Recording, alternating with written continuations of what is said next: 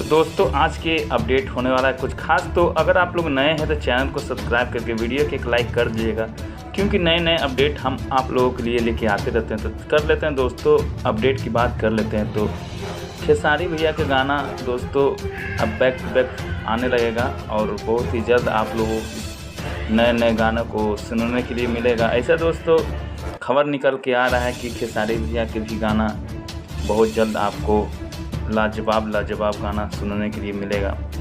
तो आप लोगों को इस गाने को सुनिएगा, एंजॉय कीजिएगा और ज़्यादा से ज़्यादा गाने को सुनकर मिलियन व्यू प्यार आशीर्वाद दुलार दीजिए खेसारी भैया का। और पवनों भैया का बैक टू बैक गाना आ ही रहा है और आने वाला है, खेसारी भैया की भी है। तो सब कलाकार को जितना भी है, पवन भैया हो या खेसारी, सभी को मिलजुल कर दोस्तों आप लोग आपस में प्रेम भाईचारा की तरह मिलियन व्यू क्रॉस करवाइए और सभी को सपोर्ट कीजिए भैया का।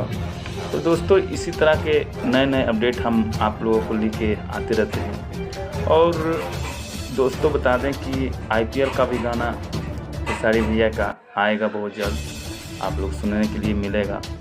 तो देख ही रहे हैं कि भैया टी-शर्ट में दिख रहे हैं, और ऐसा खबरें निकल के आ रहा है दोस्तों।